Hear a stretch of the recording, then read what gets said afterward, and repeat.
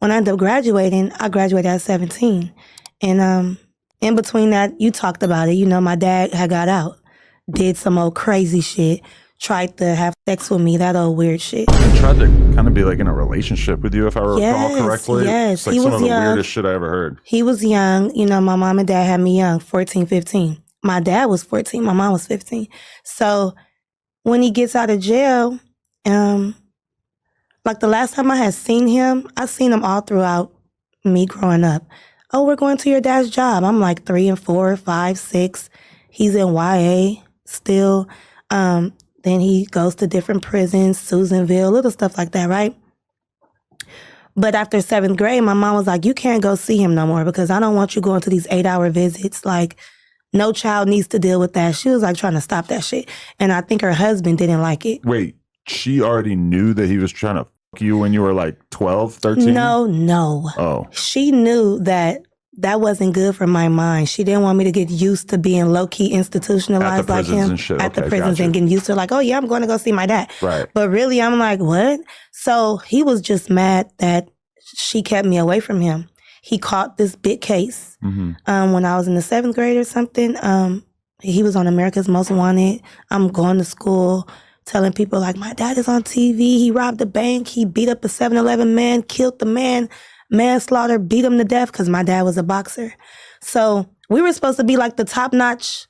But he really killed the 7-Eleven clerk? Yes, because... Just during a robbery? During the robbery. And the guy jumped over like, y'all not about to take my shit. And had a gun. And my dad took the gun from him. And it was like all on video camera. Beat him up. And he knocked him unconscious. But he got manslaughter because the guy had a gun? No, because he put the guy in a coma. And he later died. Oh. So now he got manslaughter. So he ended up getting 10 years. So when he got out, I'm 17. I'm trying to finish high school. And then this nigga get out. Like, look at the devil. Like, why are you trying to distract me? And then he's trying to get back from my mom, you know, like to get up under her skin. So he comes to me. What this is idea. what these, yeah. Oh my God. You know, I don't know what they did to you in jail, but something. My mom was like, that motherfucker must have got raped too. You felt like he came out like a completely different person? Completely. This wasn't the guy that I thought. Because you're around him when you're, you know, younger. What was the age you saw him before he got locked up for that? Like 12 or something? Yeah. And then all of a sudden you see him and you're like 17, 18, and he's just acting like a dude hitting on you or whatever? Yeah, you know, like always creeping on me. That's exactly. Like whatever kind of trauma you got going on, that for sure justifies the whole damn thing. Because that's like one of the weirdest, creepiest things I could ever imagine a girl having to go through. But you know what? I really mask it really well because he tried it and I act like I was going to go along with it and ended up running out the house. Because I was like, he may strangle me. You know, he just got out for killing someone. Like, I don't want him to kill me. Right. So. And you got that vibe, like if I say no, he's going to probably just force this anyway. Yes. That's what these guys do. Wow.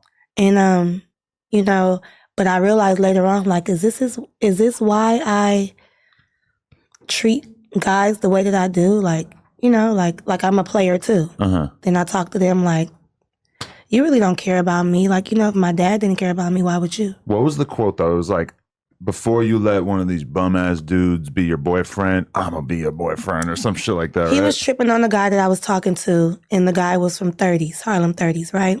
Crips. And he goes, oh, I know some of his big homies. I done did time with some of his big homies. I'll have him killed. And just saying all type of crazy stuff, trying to intimidate me and my boyfriend.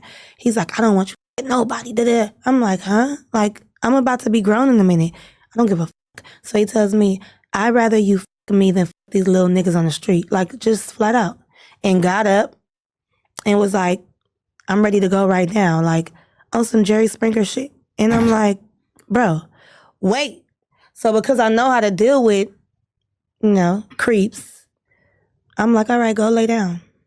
You know, let me get ready. Had you already had experience? A little bit. The blade and whatnot at that point? Not the blade. Not the blade, but the blade is not my thing. Okay. My thing was more like Backpage. You know, being a runaway, you run into tricks and stuff like that. Right. I don't like to call them tricks, ill. But creeps or people who wants to spend money on you because you're out there. And they're like, you need a ride, you need some money, and you meet people. And you need money while you're out there.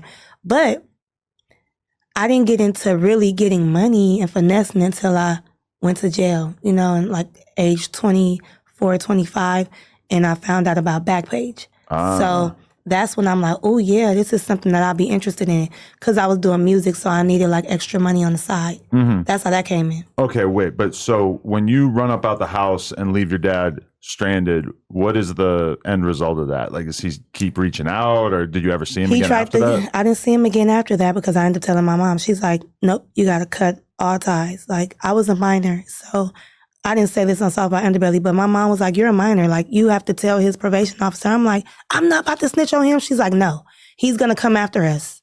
Period. You have to nip this shit in the bud.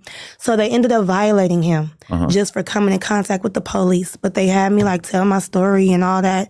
And the reason why I'm saying this on a platform like this is because people be thinking, oh, that's snitching. No, that's something that you have to tell on, because he was an adult and I was a child. You know what I'm saying?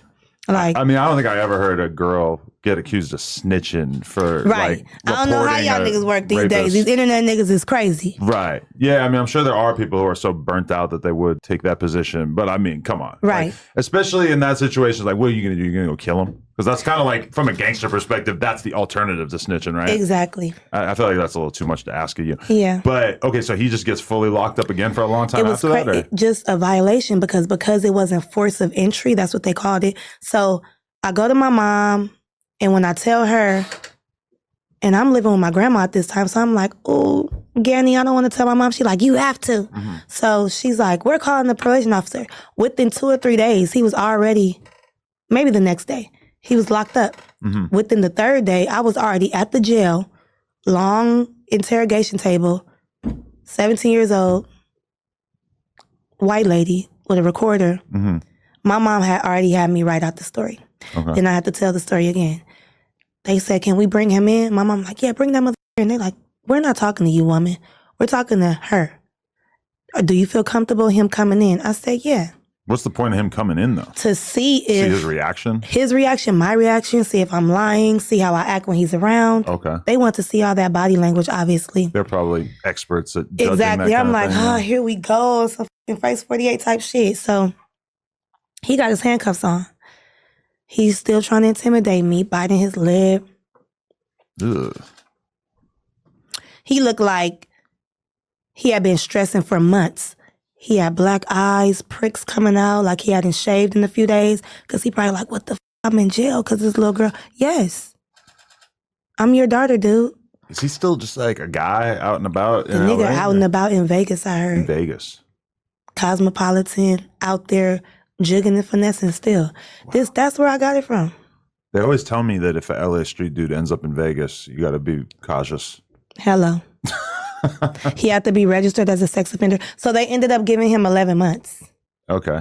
So I ended up having my first child, right? That is crazy, because if he had completed the mission that he was on, he probably would have got mad years. But because he failed, or because you were smart enough to get away from it. Exactly. I saved his ass, fool, from you making a decision that you would have regretted for the rest of your life, Thank right? God, though, because think about how fucking traumatizing. Like, what the fuck?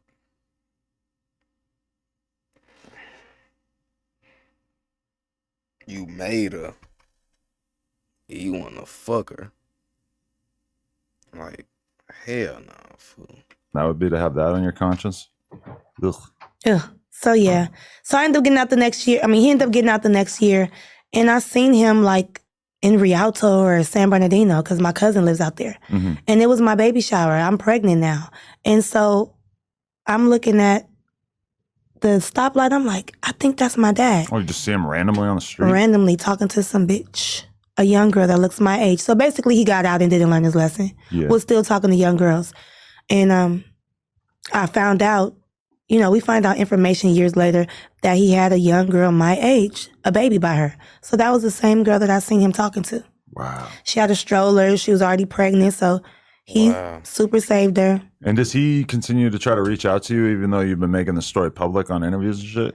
I made it publicly December 2022, right, for the first time.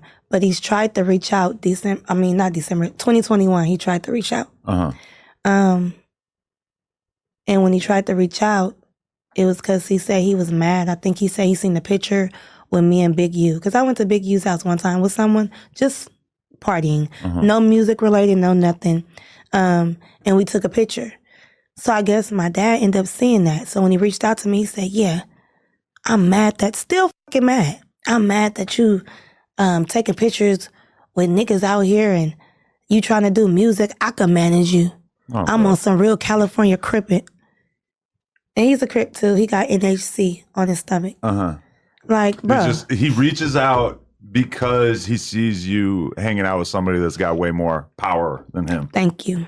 That's such like a weird window into his mind that would be the thing that triggered him to exactly, reach out. And it let me know you're still on the same page. So have you been looking at me before that and you didn't reach out until you seen that, or what's the deal? And imagine wanting him to manage your music career after you just publicly talked about him trying to you on a podcast. Imagine me trusting him again after he tried to bro. Imagine me being around somebody that Imagine you being like, yeah, this is my manager. It's also my dad. And they'll be like, didn't you say this about him on this show? Exactly. To like 1 million people? No, for real.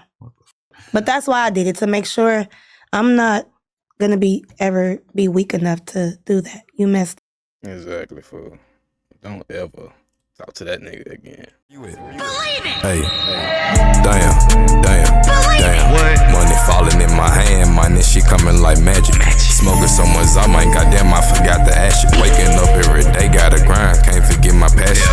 Can't forget my passion, no, I can't settle for average. Smoking someone's out, man, goddamn, I forgot to ask you.